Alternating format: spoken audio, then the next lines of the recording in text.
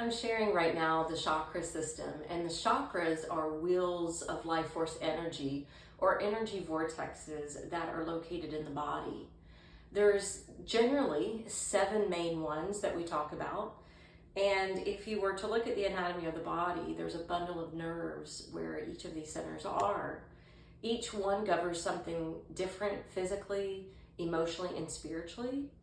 And generally speaking, the first one is at the base of the spine, the root chakra, and it governs the legs, the feet, the skeletal system, muscular system, blood flow, ancestral roots, family of origin, past conditioning, as well as survival skills. And moving up to the second chakra, this is the one that's usually depicted orange, and it governs the hips, the low band at the belly, and the low back. It's called the sacral center or swadhisthana, which means one's own abode, one's comfortable seat, or even sweetness. The element is water. And if you think about water, water is a very strong force. It tends to take the shape of any container that it's held in, but it also can be fierce. It can be really strong. Look at what the water did to carve the Grand Canyon.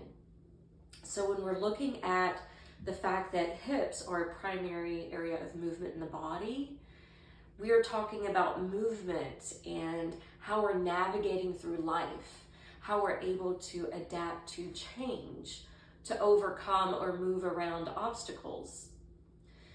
So it's also the center of duality, yin yang, male female, light dark. Because of the duality, there tends to be like a judge on right or wrong, good or bad. And so one of the things that can kind of block the center is guilt and shame. Now, because it also rules the reproductive organs, this also rules our sexuality, our sexual orientation. And it's not just about procreation, it's about creation. So in yoga, we talk about the Kundalini Shakti being the life force energy coiled up at the base of the spine. So the idea here is to get the body moving, to get the breath flowing, and to be able to grow beyond your initial roots so that you can grow and evolve. With that being said, we're trying to co-create our life, co-create what we want to become and who we want to be in the world. Any ideas that are wanting to spring up inside of us, this is what's going to give us that creative juice to be able to do that. Because this is the center of pleasure, pleasure is about desire to fulfill the senses. So desire is actually something that we shouldn't suppress, that we should actually allow to move up into the third chakra, which I'll be talking about next week, because the third chakra is about passionate pursuits. It's about being motivated or taking action. So the desire can feed and fuel that. Now, when we're looking at the second chakra, I mentioned the color is typically orange, element is water. There's also a seed mantra that is VAM, VAM. And you can use orange or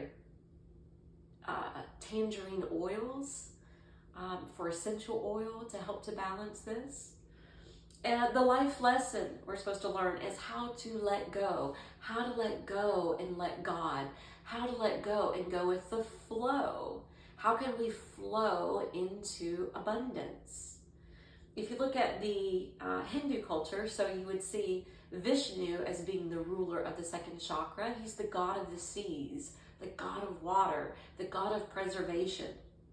Lakshmi is his consort. So Lakshmi is the goddess of prosperity and abundance. This also rules the, Rakini as well. Rakini being the double-headed goddess, and also Parvati, who's the goddess of fertility and love. when you're looking at like the planets and how the planet's energy affects the center, or what kind of works with the center, would be Saturn. Saturn acts as the judge. Saturn overlooks career. Career, work, finances are also a part of the second chakra, part of our foundation. And the last thing I want to mention is that it rules and has the power over our relationships. So we talked about family of origin and ancestors being the root chakra. So when we move up, this is about partnership, friendship, children, co-workers, things of that nature. So it's very relational. Sometimes people call this the emotional seat. So traumas such as emotional abuse, sexual abuse would be tremendous blockers, and something that we need to process and accept and heal. So if we're wanting to heal this area of the body, we have a saying in yoga, you have to feel to deal to heal. And we have to accept what has happened, even though we may not agree with it, or even though it may have been something imposed on us against our will.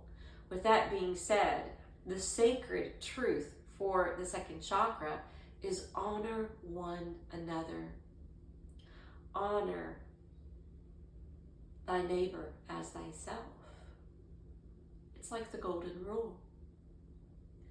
Thank you, and I'll be back next week with the third chakra.